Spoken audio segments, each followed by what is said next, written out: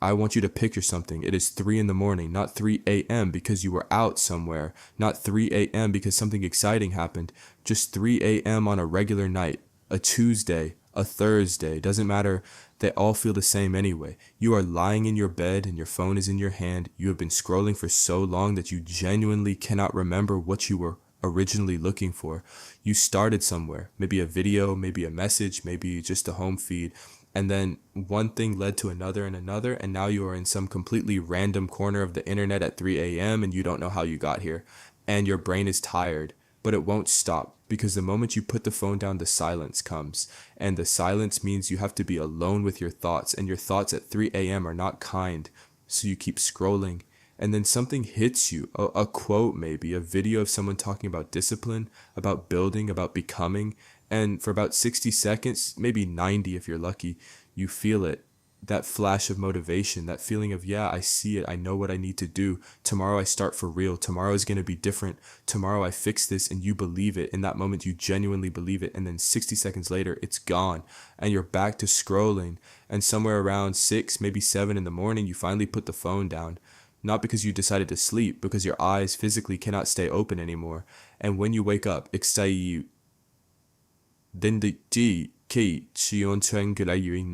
afternoon. The sun is already going down. Half the day is gone before you even started it. And you reach for your phone again. And somewhere in the background, an episode of something is playing. Something you've probably already seen. Just noise. Just something to make the room feel less empty. And the day passes and the night comes and it's 3 a.m. again. I live that loop for longer than I want to admit. And what I want to talk about today, or what I really want to get into, is not the version of loneliness that looks like loneliness, not the crying, not the dramatic isolation, not the visible suffering that people around you can point to and say, yeah, that guy is struggling. I want to talk about the invisible version, the one that looks from the outside like a man who is simply focused, quiet, working on himself, keeping to himself, the version where you tell everyone and yourself that you are fine, that you chose this, that you are building, that everything is under control, and the version where underneath all of that, something is slowly and quietly coming apart. That was my version, and I think it might be yours too. To understand how I ended up in that loop, you need to understand the decision I made, and to understand the decision, you need to understand what came before it. 2020. I am a first-year university student, and I want to be very specific about what my life looks like at this point because the details matter. I am sleeping on the floor, not metaphorically, literally on the floor of a modest room with no real furniture worth mentioning. I have no new clothes. I go to campus every single day and I perform. That is the only word for it. I perform. I say the right things to the right people. I position myself to be seen. I work the room like my emotional survival depends on it, because at that point it genuinely does. My entire sense of worth is being manufactured daily from other people's reactions to me. If people laugh, I exist. If people approve, I matter. If I walk into a room and nobody acknowledges me, I feel like a ghost. And meanwhile, and this is the part that is eating me alive from the inside, I am watching people around me who are not working as hard as me, not thinking as deeply as me, not as serious or as hungry as I am. And they are doing better, earning more, moving with the kind of ease and comfort that I cannot access no matter what I do. I am on the floor, and they look comfortable. On top of all of this, I am fighting a private addiction that nobody knows about, something I have been carrying since I was 14 years old and have never once talked about openly. Every day is a fight on the inside while I perform fine on the outside. Two completely different realities running simultaneously, and then, right in the middle of all of this, Sandra cheats on me. Sandra is my girlfriend, long distance, and she has been the one thing I'm holding on to, not just romantically, emotionally. She is the anchor, the proof that even in the middle of all this difficulty, there is something stable, someone who sees me, someone who chose me, and then she didn't. And I want to be honest about what that moment actually felt like, because it was not just heartbreak, it was more specific than that. It was the feeling of the last solid thing going soft under your feet. It was the universe saying there is not dashun, genna. There is nothing here that cannot be taken. Nothing you are holding on to is actually secure. Everything you have built your emotional life around can disappear overnight. And something in me responded to that by going cold. I made a decision, a very deliberate, very conscious decision. I said, I am done. I am done needing people. I am done building my sense of self on things that exist outside of me. From this day forward, money is the priority. Financial independence is the goal. Everything else, connection, relationships, friendship, belonging, all of it goes to second place. I will come back to that when I have built something real. Right now, the only thing I can trust is the work. And I want to say again, because I said this before on this channel, and I think it is worth repeating. On the surface, that decision sounds like strength. It sounds like a man taking control of a situation that was out of control. It sounds like the kind of clarity that only comes from real pain, and in some ways it was. But in the ways that mattered most, it was the beginning of a different kind of suffering, one that was quieter, more patient, and far more damaging than the heartbreak that created it. Here's what my days actually looked like during that period. And I want to go slow here because I think the details are important. I wake up in the afternoon, not because I stayed up working, because I stayed up doing nothing until my body gave out around 6 or 7 in the morning. The first thing I do when I wake up is reach for my phone, not for anything specific, just reach, like a reflex, like breathing. I scroll for a while, then I get up. I do not have a morning routine. I do not have structure. Structure requires reasons, and my reasons have gotten very thin. I wash my face. I eat something, usually whatever's fastest and closest. Food is not something I'm thinking about with any real intention. It is just fuel for a body that does not have anywhere important to be. Then I watch something. One Piece, Game of Thrones, The Blacklist, sometimes something I have already seen before. It does not matter. The point is not to discover something. The point is to fill the room with noise and movement and story, because without it the silence is too heavy. And I want to explain something about those shows specifically, because I think people hear I was watching anime all day, and they picture someone just being lazy, checked out, not caring about anything. But that was not what it was for me, not exactly. Luffy has his crew. He has people who would die for him and who he would die for. He has belonging. He has a sense of purpose that everyone around him feels too. He goes through impossible things and he does not go through them alone. I was watching that and feeling something I did not have words for at the time. Something that sat in my chest differently than regular entertainment. I was hungry for what those characters had. And I had decided very deliberately that I was not allowed to want it. So the shows became a place where I could feel the warmth of connection without the risk of it, where I could experience belonging at a safe distance, where nothing could cheat on me or leave or disappoint me or take something I needed and walk away with it. That is what I was doing with my days. And somewhere around midnight or 1 a.m., I would start the doom scrolling in earnest. This was a different kind of scrolling than the afternoon phone checking. This was more intense, more searching, moving through content faster, stopping less, not really absorbing anything, just moving, like pacing, like the brain needed to pace and the phone was how it did it. And then around 3 a.m., the motivation would show up. This is something I want to talk about because I think a lot of people experience this and do not understand what it is. That late night clarity, that sudden sharp vision of the life you want, the person you're trying to become, the plan that finally feels possible. It feels so real, so specific, like you have finally seen the answer, but you are exhausted, and you have been in this loop long enough that some part of you already knows this feeling will not be there in the morning. It never is. So you think about it intensely for a while. You maybe open the notes app and write something down, and then you look for one more escape before sleep. And you sleep, and the afternoon comes, and it starts again. I did this for months, and what I want to talk about now is what that actually did to me. Because the damage was not obvious, it did not announce itself, it just accumulated, quietly, until one day I looked up and realized I was a significantly different person than I had been, and not in the direction I had intended.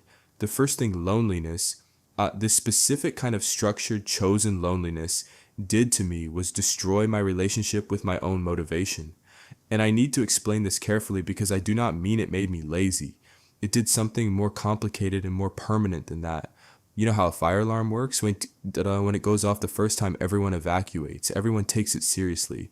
But if that alarm goes off every single day, if it goes off and nothing ever happens, if it goes off and everyone just looks at each other and keeps eating their lunch, eventually people stop responding to it. Not because they stop caring about fires, but because the alarm has lost its credibility. That is what happened to my motivation. Every night at 3 a.m. the alarm went off, the vision came, the hunger came, and every single morning nothing happened. No action, no follow through. Just the alarm going off and then silence, alarm, silence, alarm, silence.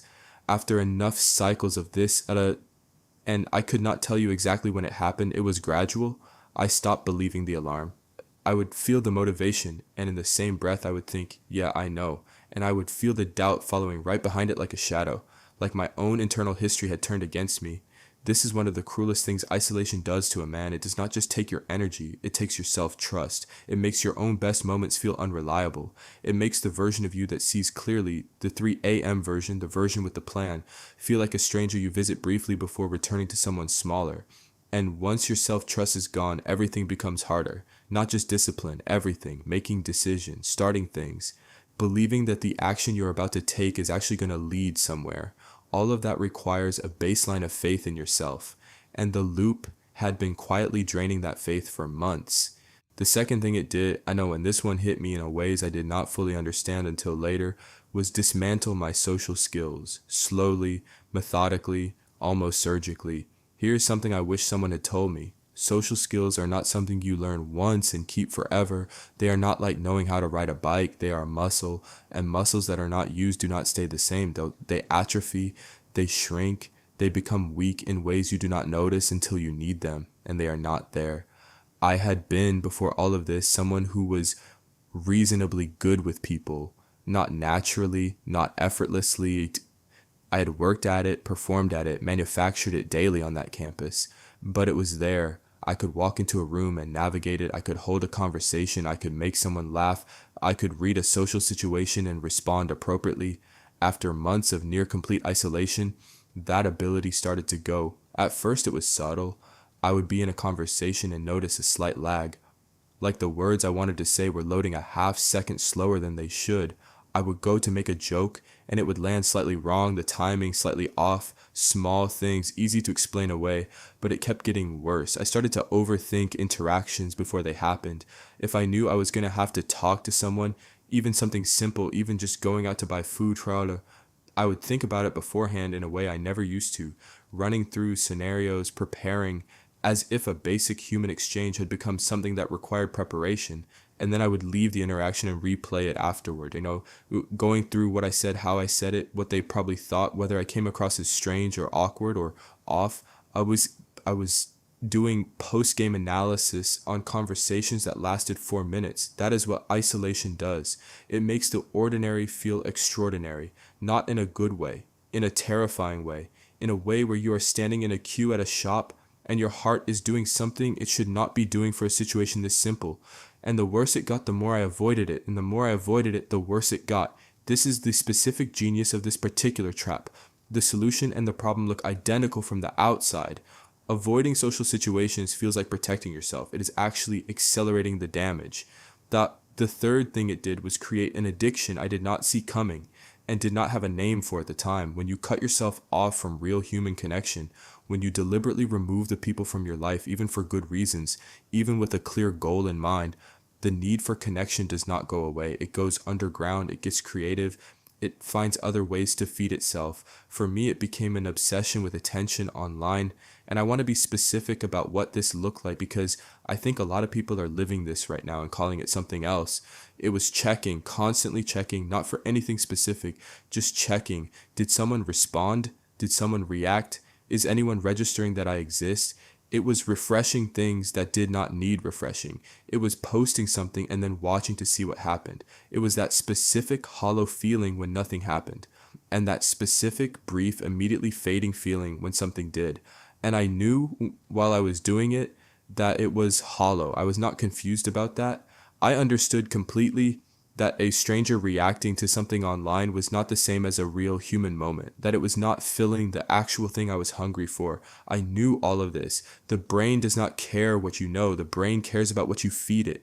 And I had removed every other source of human acknowledgement from my life, so this was what was left.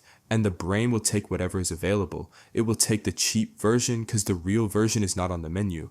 This is how you end up doing something you know is pointless and doing it anyway. Not because you are stupid, not because you lack awareness, because the hunger is real even when the food is fake. And what this addiction cost me beyond the time, beyond the focus, beyond the hours I could have spent building something was an increasing inability to be present in my own life, because you cannot be fully in a moment while simultaneously monitoring how that moment is being perceived by others. You cannot actually live something and perform it at the same time. They are mutually exclusive. So I was becoming someone who was less and less present, less in the room, less in the conversation, less in my own experience, always half somewhere else. The fourth thing, and I think this is the most important one, the one that I want you to really sit with, is what isolation did to the way I talk to myself. There is a version of your inner voice that is honest, that pushes you, that sees you clearly and says, you can do better than this, and here is how. That voice is uncomfortable, but it is on your side. And then there is the other version, the one that shows up after enough cycles of the loop, the one that has watched you make the same mistakes enough times that it has stopped trying to help and started keeping score. That voice knows everything. It knows every time you said tomorrow and did nothing, every time you felt the motivation and went back to sleep, every plan you made at 3 a.m. that dissolved by afternoon. It has a perfect memory, and it uses that memory against you. I would think about the future and about the man I wanted to become, about the goals I had, about the life I could see clearly when the motivation came. And immediately, automatically, that voice would respond with evidence. Specific, accurate, impossible to argue with evidence of every time I had been here before and chosen the loop instead. And the problem with that voice is not that it is wrong. That is actually the problem. It is not wrong. Everything it says is true. It is just using true things to build a cage. And when you are alone, like when there is no one around whose belief in you can occasionally drown out that voice, when there's no external counterweight to your own internal narrative, that voice gets very loud. It fills the space. It starts to feel like the most reliable thing you have access to, more reliable than the motivation, more reliable than the vision, more reliable than the plans you make at 3 a.m. And at some point, without realizing it, I had started to believe it more than I believed anything else, more than I believed in myself. That is the real damage of loneliness. Not the empty room, not the quiet, not the missed social events or the fading friendships. The voice, the internal narrator that the isolation has been feeding for months while you were sleeping until afternoon and watching other people's adventures on a screen. I want to tell you about the moment I understood what was actually happening. I was watching One Piece. I do not remember exactly which arc, but there is a moment, and if you have watched the show, you know the kind of moment I'm talking about, where the crew is just together, not fighting, not in danger, just together, laughing about something, going through something difficult, but doing it as a unit, and the feeling between them, the loyalty, the history, the absolute certainty that none of them are alone. It is all over the scene, and I felt something watching that, something that stopped me completely, made me put the phone down. I felt jealous of animated characters, and I sat with that for a long moment because it told me something I had not been willing to hear. It told me that everything I had decided to put in second place, belonging, connection, being genuinely known by someone, it was not actually in second place, not in my body, not in my real needs as a human being. It was first. It had always been first. I had not eliminated the need. I had just stopped feeding it and started punishing it every time it came up, and it had been going to the shows, to the screen, to the animated crew of a pirate ship, looking for scraps of the thing I had decided I was not allowed to want. The decision I made after Sandra, the cold focus, but a money-first decision, it was not pure strength. Some of it was strength, but underneath the strength was fear. Fear dressed up as discipline, avoidance wearing the costume of focus. I was not protecting myself by cutting everyone off. I was hiding, and I had been hiding long enough that I had started to call the hiding something else. So what do you actually do with all of this? I want to be honest that I do not have a perfect answer. I am not standing here as someone who has fully solved this and is reporting back from the other side. I am someone who is still in it, still working through it, and can tell you what has actually moved things for me versus what has not. The first thing, and this sounds almost insultingly simple, was telling the truth, just to myself, not a performance of honesty, not the version you say out loud so people think you are self-aware, the actual truth, alone, in a quiet moment. The truth was, I am not focused, I am hiding. The loop is not a phase. The isolation is not strategic. I am afraid, and I have built a lifestyle around never having to face what I'm afraid of, and it is not working. It has never worked. And I need to stop calling it something it is not. That truth was uncomfortable in a way that no amount of doom scrolling could cover, but it was also the first real thing I had felt in a long time, and real even when it hurts is better than numb. The second thing was rebuilding structure before I felt ready for it. because the motivation was not coming first. I had been waiting for the motivation and it kept arriving at 3 a.m. and leaving by morning. So I stopped waiting. I picked a time to wake up. I kept it. Not because I felt good about it, not because I was inspired, just because the structure needed to exist before the feeling, not after. This is one of the most important things I have learned, and I want to say it clearly. You do not wait until you feel like a disciplined person to start acting like one. You act like one badly and reluctantly until the feeling eventually follows. The action comes first, always. The third thing was letting people back in, not all at once, not dramatically, just stopping the active work of keeping everyone at a distance. I started having real conversations, not performances, not the version of myself I had been presenting to the world since the campus days. Actual conversations where I said something true about what I was going through, and something happened that I had not expected. People responded to the real version better than they had ever responded to the performance, because people are not actually looking for impressive, they are looking for real. Real is what creates actual connection. The performance just creates an audience. And slowly, very slowly, imperfectly, with many days where the old loop pulled hard and won, things started to shift. I want to speak directly to whoever is in that 3 a.m. moment right now. Phone in hand, scrolling through nothing, the brief flash of motivation, the escape, the sleep at 7 a.m., the afternoon wake up, the loop again. I want you to hear this. The strategy is not working. Whatever you told yourself you were protecting when you decided to need no one, whatever version of strength or focus or discipline you called it when you closed the door on connection, the strategy is not working. And I think somewhere in you, you already know that. You have known it for a while. You just have not had language for it yet. The loneliness did not go away when you decided to stop caring about people. It went underground, and underground it got creative. It became the doom scrolling. It became the attention checking. It became the voice in your head that has been keeping score of every time you failed to follow through.